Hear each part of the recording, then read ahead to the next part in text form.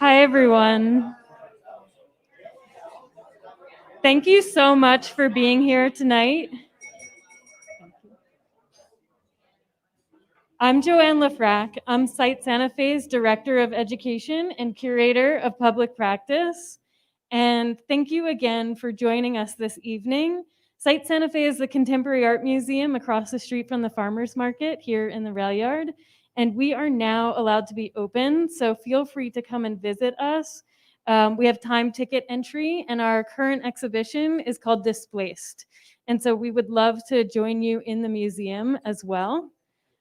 This program is one that we typically host in our auditorium in the museum, and we're grateful to partner with restaurants in the community to be able to continue to do our public programming. And this is a perfect one to do here at Paloma. It's called Digest This, and it celebrates culinary arts. And so thank you so much for joining us as part of Site's public programming, and thanks to Paloma for going with us and doing a public program here in this space. I also want to thank the New Mexico Humanities Council for supporting the work that we do with the Digest This program. So we're grateful to be able to present programs like this because of the Humanities Council. So I am so grateful to be working with somebody like Marja. When I proposed this idea, she was like ready to jump in, and she said, we can do something fabulous here. We can do a mezcal tasting, have our incredible mezcal distributors talk about the mezcal that you'll be tasting. We're going to be live streaming William in to do this talk. And so just to let you know, we can do Q&A, but there's a little bit of a delay because he's being live streamed in. So just to let you know about that in advance, so you're not wondering what's happening. So we're grateful for that. And also, we will have a mariachi performance and a brief talk about mariachi. So I will give the microphone to Marja so she can kick off the program. Thank you so much, Marja.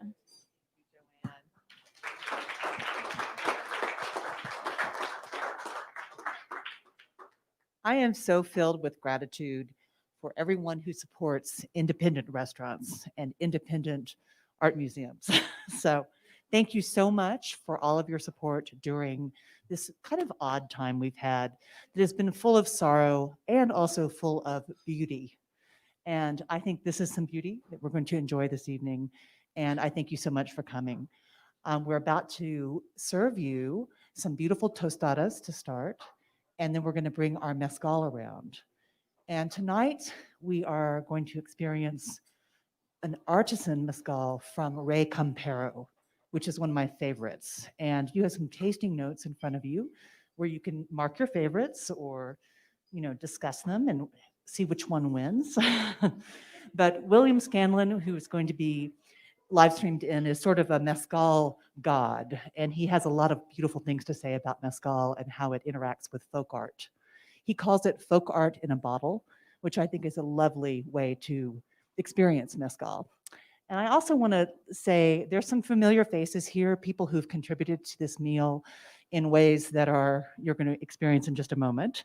We have Christopher from Freshies Farm, and he has probably provided 90% of what's going to be on your table this evening. So thank you so much. Let's enjoy this evening, and we'll start with William.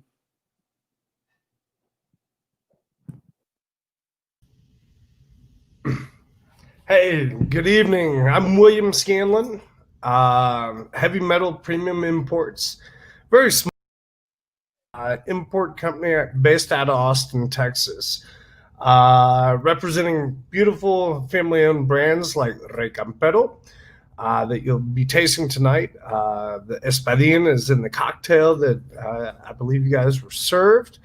And as Marcia said, for me, mezcal really is like Mexican folk art. My background really originated collecting folk art and contemporary art in Mexico.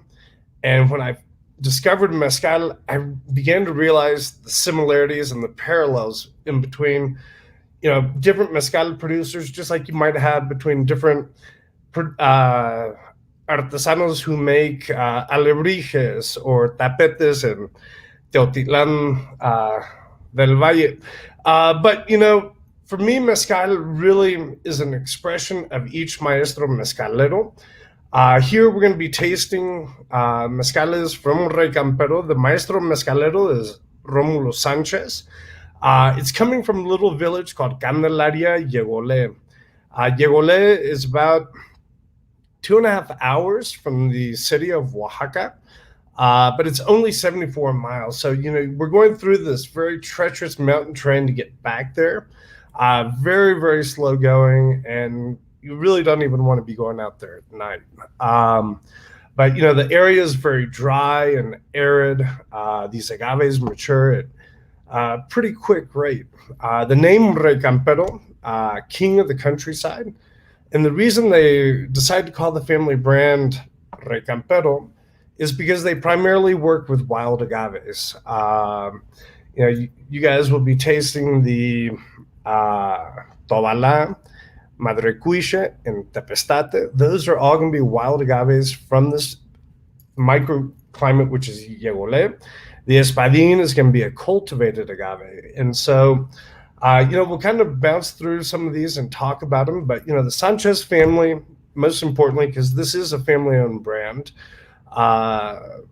which is kind of a focus of mine in my project. I really want to give back to these families that are producing and ultimately back to the communities. The Sanchez have been producing mezcal since the 1870s, but only formalized the brand in 2012. These mezcales, and we'll talk about some real basics. I'm sure some of y'all know a little bit more about mezcal than others, but these agaves are harvested by hand. They go and cut the pencas off. They bring in the piñas into the palenque. And then when they're going to prepare the mezcal, they build a giant bonfire at about 2 or 3 in the morning. Once that fire begins to burn down, they begin to add river rock. And once that rock is added, they let it heat up. And when it's glowing red, they begin to systematically load these agaves in this pit. If you think of like Caribbean barbecue or barbacoa, these agaves are going to be cooked underground for 4 or 5 days. This is where we're going to get the smoky notes that most people associate in mezcal from this underground roast. The agaves are then going to be brought out after 4 or 5 days. They're going to be rested about a week. And during that resting time, they're going to be covered with ambient yeast that are just kind of blowing around in the air. And this is going to begin to activate fermentation. After that week has passed, these agaves are then going to be quartered, put into a ring, and milled by a taona, which is a giant stone wheel, which is pulled by a mule, to crush those fibers down, or the agave down, to create these fibers that then will be loaded into these wooden vats. Once loaded, these vats will, be left to ferment with wild yeast. They're not adding anything to accelerate or aid in fermentation. And, our fermentation times, depending on the time of year, it could be as quick as 5 days if it's summer and very hot. If it's winter and cooler, the fermentation could take up to 12 days. Whereas in the case like most tequilas that we know, they're adding yeast to accelerate fermentation. The fermentation vats are generally, not always, temperature controlled. Sometimes they've got these like radiator things in there, which they can use to cool or heat to maintain a constant temperature in fermentation. After the agave is fermented, then they take buckets of mash and juice from these fermentation vats and load them into these very small copper pot stills. The largest still that the Sanchez family has is 500 liters, and the smallest one is 250 liters. And, in terms of production, if we think of like an Irish whiskey like Teeling, their smallest still is 7,000 liters. So this is very, very small batch mezcal. This family only produces about 28,000 liters of mezcal a year across all expressions. I don't know where exactly we are in this tasting. I tend to ramble and get very excited, but I believe y'all were served the Tobalá first, then the Madrecuiche and Tepestate. A little bit about mezcal in general. Tequila can only be made from the blue Weber agave, whereas in the case of mezcal, it can be made from over 50 different types of agave. And each agave is going to have its own unique flavor profile. And then when manipulated by the maestro mezcalero, it takes on different characteristics depending on who's making it, the microclimate in which it's produced, because terroir is a real thing in mezcal. So in the case of the Tobalá, this is a little agave that is very, very small in comparison to the other two that you'll be tasting. This is an agave that takes approximately 13 years to mature before it can be harvested to make mezcal. Sometimes they say it looks like a little futbolito or a little soccer ball. For me, the Tobalá, generally across any brand, tends to have kind of chocolatey, kind of creamy notes to it. The next one that you have is going to be the Madrecuiche. This is an agave in the Gardwinski family of plants. They tend to be very woody, very fibrous. I tend to get notes of, it sounds very generic, but, vegetal, herbal, kind of grassy type notes in it. And then you've got this beautiful Tepestate. This is an agave that, sorry, my computer's going, I think we're still live. Tepestate that grows on these real steep slopes, rocky terrain. They're hard to get to. These agaves take 18 to 20 years to mature in this particular microclimate. There are microclimates in Oaxaca where this plant can take up to 35 years to mature before it can be harvested. But because it's very dry and arid here, these plants stress and try to reproduce a little bit quicker. But, this agave, because it grows in this rocky terrain, I think in the palate, you do get nice notes of minerality. When you smell it, it's very floral. I get notes of like fresh cut jalapeno. And when you taste it, it kind of comes through as well. I kind of think of like white lily. So all very, very unique. And as we taste through these, or as y'all taste through them, one of the things I think you'll notice is the common denominator, Romulo Sanchez. While they're all markedly very different, they're still kind of the same in the sense that, you can tell that they were made in the same place and by the same person. Also, one of the things I think you'll notice is that, the smoke is there, but it's not the defining characteristic. I think a lot of people have this in their minds, this idea that mezcal needs to be super smoky. And while the smoke should be notable, it should not overwhelm the wild agave that you guys are tasting. So, that's kind of it in a nutshell. It's really hard here because I can't see y'all. But, maybe we could open this up to questions if y'all have any.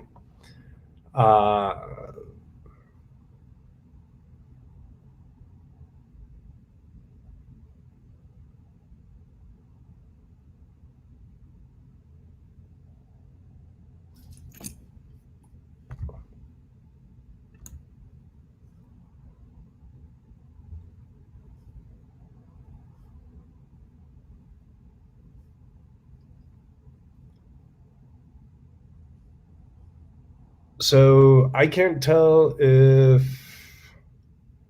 we're still on.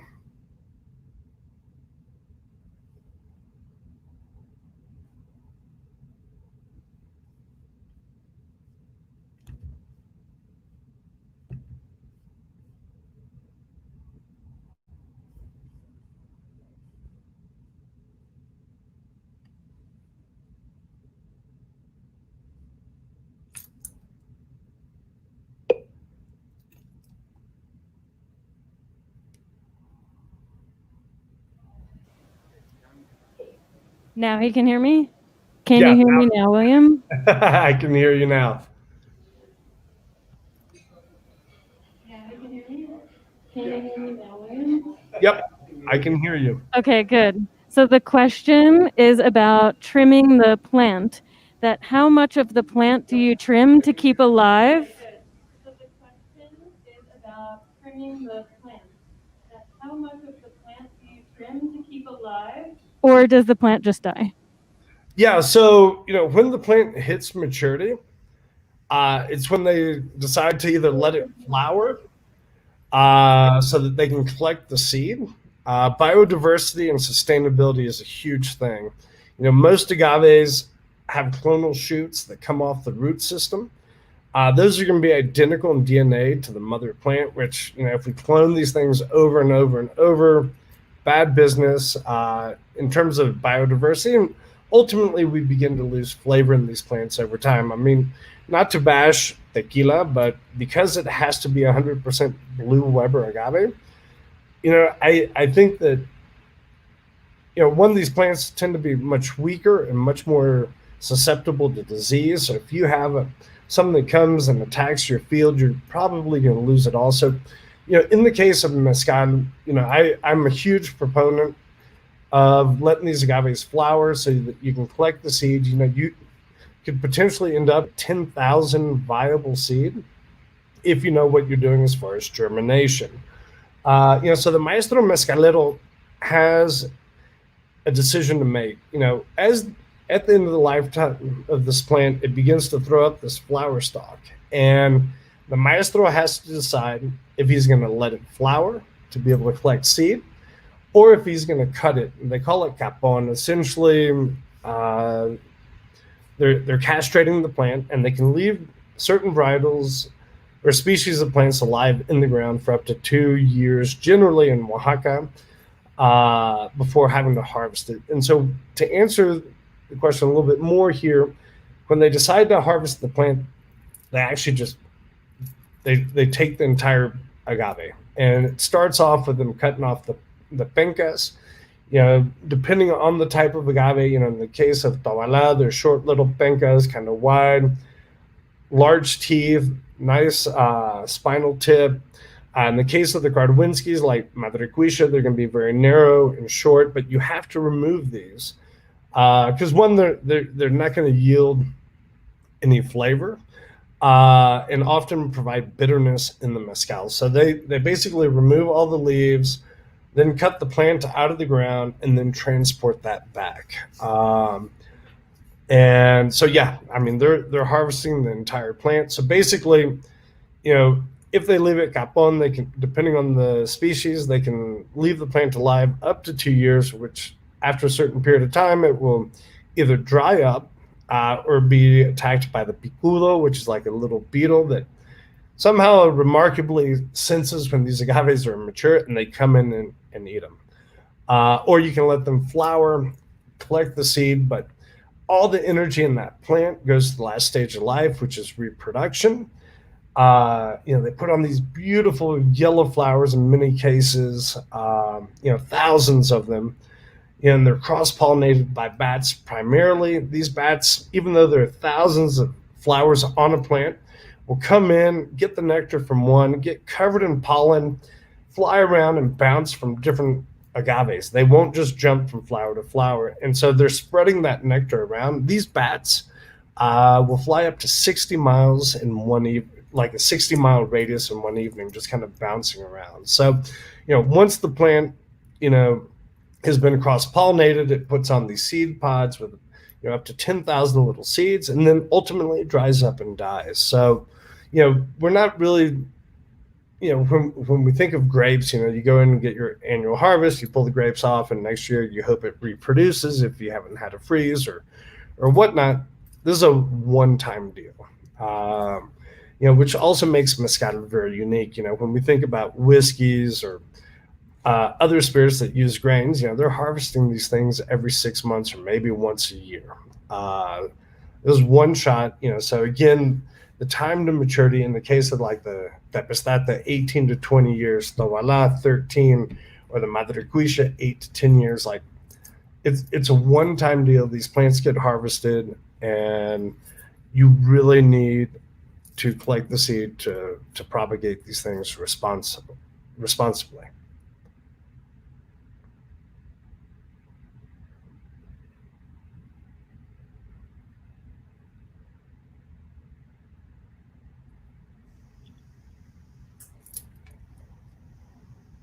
Hear yourself asking it. Okay. So, a question about the use of some mezcaleros put chicken in the still. Yes. What is the purpose of that? What flavor does it add? Yeah. So what you're referring to is specifically called pechuga. Uh, traditionally, it would be done in the third distillation in most places. There are some that do it in the second. But when they're adding the protein, it can be chicken, turkey. I've seen iguana, rabbit, suckling pig, venison, and all sorts of different things. And the reality is that as the so the protein is generally suspended in the top of the still, and in the bottom of the still, generally they will have twice distilled, espadín, for instance, to which they might add banana, pineapple, different spices, like cinnamon, anise, maybe some white rice, and then suspend this protein. There's some beautiful ones out of Puebla that may be using mole. Nobody really knows the origins of how this came to be. I've got my theories, but I won't bore you with them. But the reality is that these are festive, special occasion mezcales, generally saved for like a wedding or a bautizo. Generally they might have been made once or twice a year, depending on the availability of the fruits. The Sanchez family, for instance, that make Recampero, also have another line because when they were trying to figure out what they were going to do as far as creating a brand, also created a second one, but they've got one that's got approximately 25 different quail breasts in it, pineapple, banana, and a few other ingredients that they don't want to share with me. And the reason being is that in their community, pechuga is not traditional, but they wanted to create one. So it's a very proprietary recipe of theirs. But for instance, if we shift over to one of the other brands that I work with, Real Minero, coming from the village of Santa Catarina, Minas, which 90% of the people there are still distilling in very small clay pot stills. They're adding wild apple, wild pineapple, banana, orange peel, almonds, raisins, cinnamon, anise, white rice, prune, and then they suspend a chicken breast in the top of the still. And to answer your question, as those proteins heat up, they kind of drip fat in. And some people might think it's kind of repulsive, but I think it really, when done properly, actually gives it a very nice texture in the mouth in these mezcales. And then, obviously you pick up the characteristics of all the different ingredients that they're adding to it. So, using the example of Real Minero, theirs is a traditional pechuga made from Santa Catarina, Minas, and it's important because there's this concept of gusto histórico, or historic taste. So when a maestro mezcalero was making mezcal, it had to appeal to the local palate. So therefore, anybody in Minas that's making a traditional pechuga is generally using the same combination of fruits and spices. But what may vary is the proportions and ratios of each ingredient. And obviously, at the end of the day, the quality of the base spirit. I hope I covered that answer for you.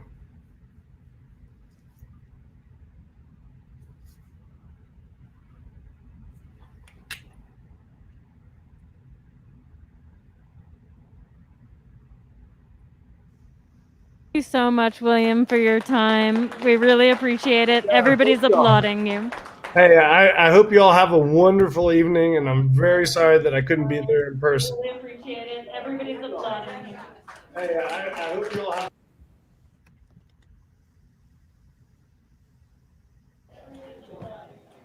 Thank y'all.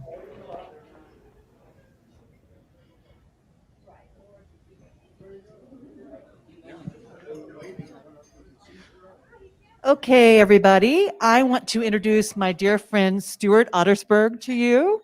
He is an NMSA graduate and a dear friend of mine. And I'm not going to tell you a whole lot more about Stewart other than to say he's the best travel companion in the world. My first trip to Oaxaca, when I was shopping for Paloma to buy the textiles and some of the art from Oaxaca to bring here for our restaurant, Stewart accompanied me and we had the best time ever. And even though he got stuck in Mexico City for one night on the way out to Oaxaca, by the time we had been on the ground for 3 days, he was high-fiving people on the street in Oaxaca because he is so extroverted and darling. And he was playing with the bandas in Mexico and in Oaxaca in the bars and getting along great with everyone and really smoothed our way. We had such a great trip. My Spanish improved dramatically. And now he's going to play for us tonight. So thank you so much, Stewart. Of course. Thank you. Thank you. Like they said, my name is Stewart Ottersberg. And if you just look at me, you're like, okay, this is just a white boy, right? But then I say my full name, and it's Stewart Douglas Alexander Ottersberg Enriquez.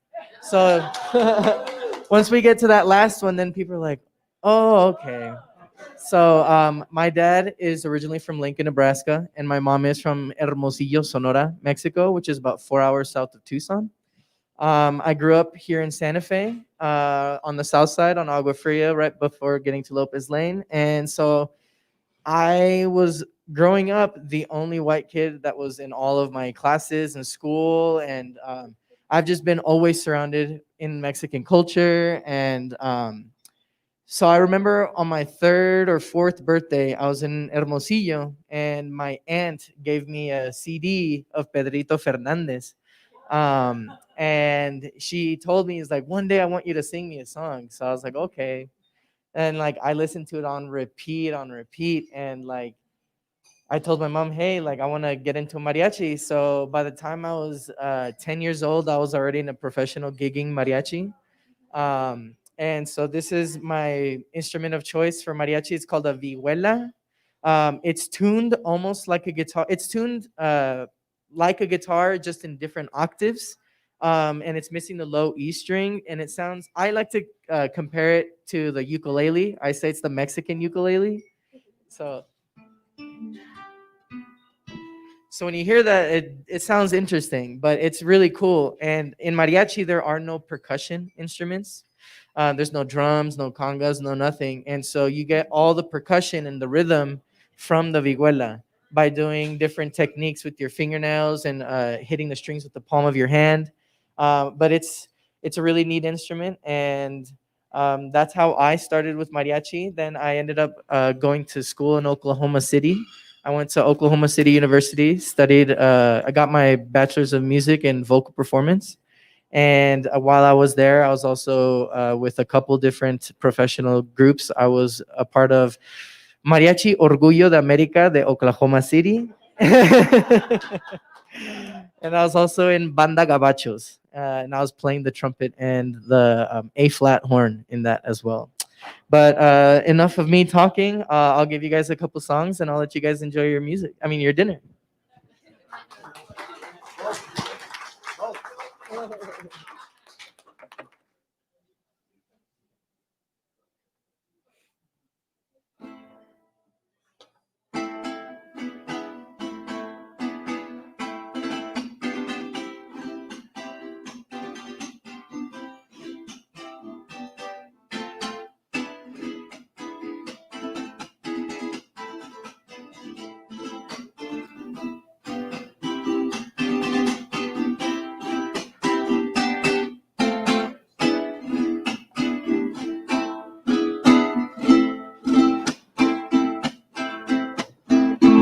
Deja que salga la luna, deja que se mete el sol, deja que caiga la noche, a que empiece nuestro amor.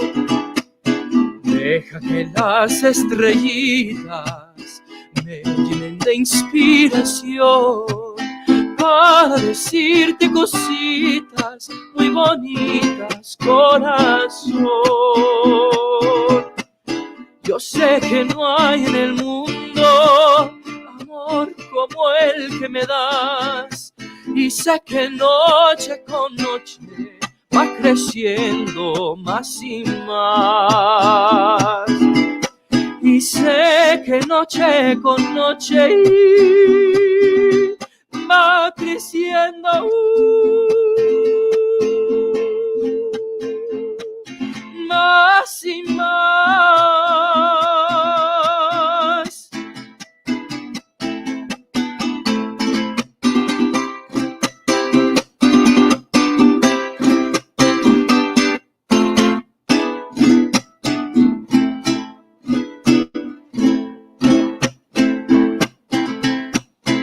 Cuando estoy entre tus brazos, solo me pregunto yo, ¿cuánto le debe al destino que contigo me pagó?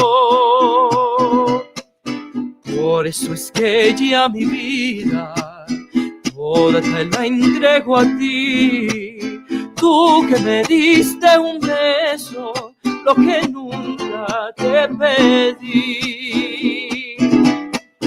Yo sé que no hay en el mundo amor como el que me das, y sé que noche con noche va creciendo más y más. Y sé que noche con noche va creciendo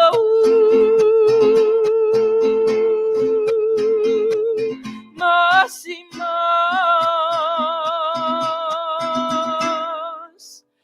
Deja que salga la luna.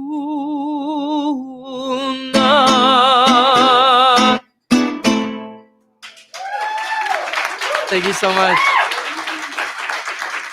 Thank you.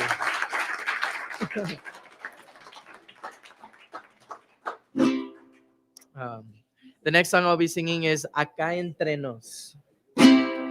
Por presumir a mis amigos les conté que en el amor ninguna pena me aniquila, y que pa' probarles de tus besos me olvidé, y me bastaron unos tragos de tequila. Les platiqué que me encontré con otro amor, y que en sus brazos fui dejando de quererte, y que te aborrezco desde el día de tu traición, y que hay momentos que he deseado hasta tu muerte. Acá entre nos, quiero que sepas la verdad. No te he dejado de adorar, allí en mi triste soledad me han dado ganas de gritar, salir corriendo y preguntar qué es lo que ha sido de tu vida. Acá entre nos, siempre te voy a recordar. Y hoy que a mi lado ya no estás, no queda más que confesar que ya no puedo soportar, que estoy odiando sin odiar, porque respiro por la herida. Acá entre nos, quiero que sepas la verdad. no te he dejado de adorar. Allí en mi triste soledad me han dado ganas de gritar, salir corriendo y preguntar qué es lo que ha sido de tu vida. Acá entre nos siempre te voy a recordar.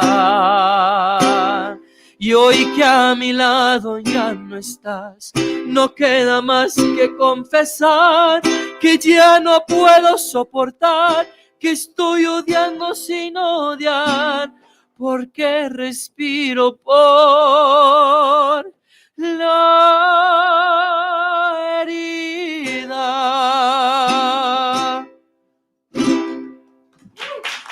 Thank you. Thank you. Let's see. All right, this one's a classic, a staple. It's by Vicente Fernandez, and it's Volver, Volver.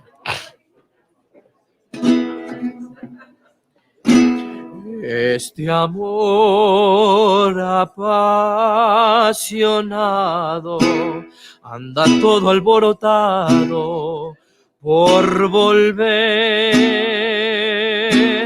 Voy camino a la locura y aunque todo me tortura, sé querer. Nos dejamos hace tiempo, pero le llegó el momento de perder. Tú tenías mucha razón, le hago caso al corazón y me muero por volver. Y volver, volver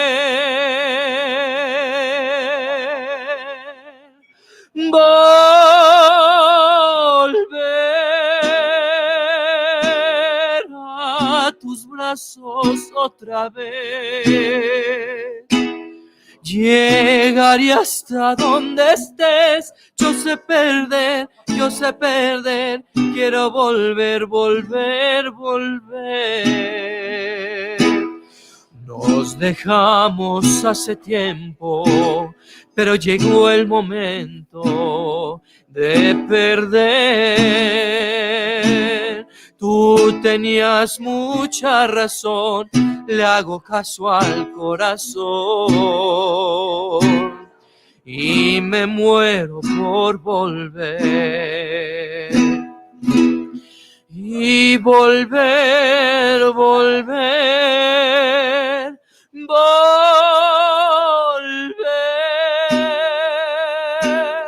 a tus brazos otra vez. Llegaré hasta donde estés, yo sé perder, quiero volver, volver, volver.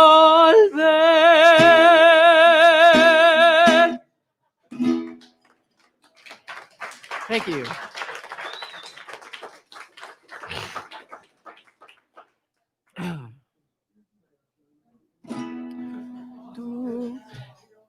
The next song I will be singing is Amor Eterno. Tú eres la tristeza de mis ojos, que lloran en silencio por tu amor. Me miro en el espejo y veo mi rostro, y porque he sufrido por tu adiós. Obligo a que me olvide el pensamiento, pues siempre estoy pensando en el ayer. Prefiero estar dormido que despierto, de tanto que me duele que no estés. Como quisiera, ay, que tú vivieras, que tus ojitos jamás se hubieran cerrado nunca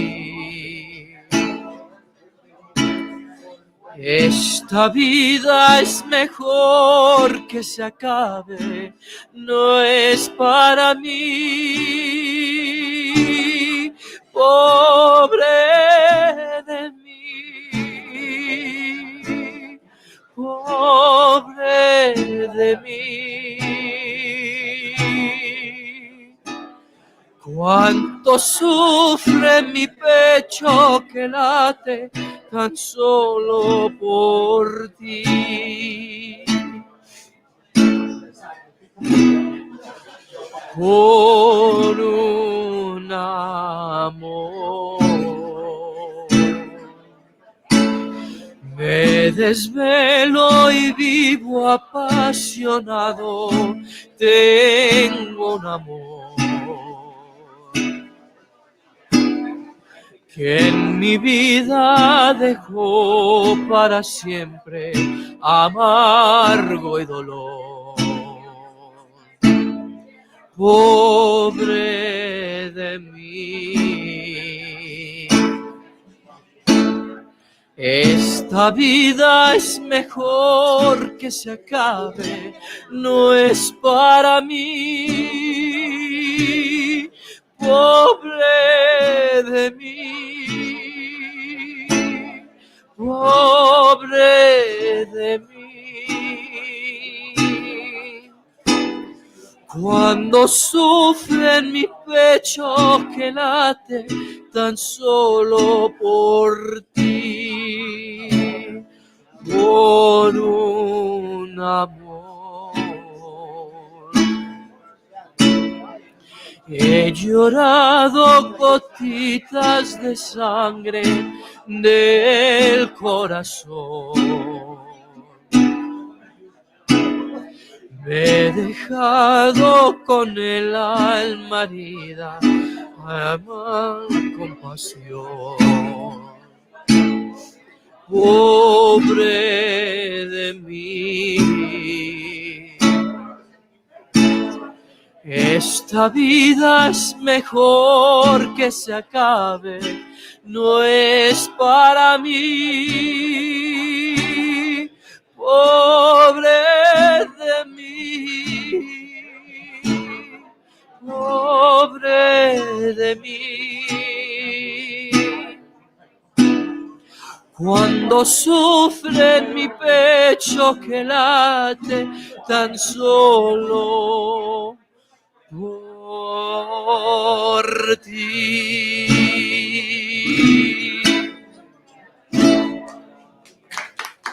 Thank you. Thank you. Thank you.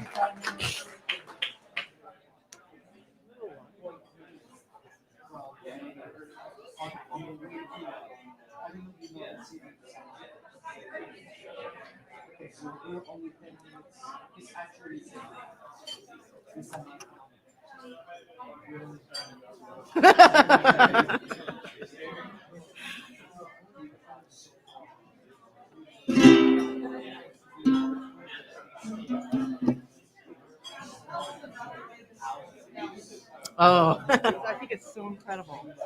right? It's literally, it's so good. It's so good. I'll take a little break here in like the next song, and when I come back, Yeah. I'll do a little bit more talking.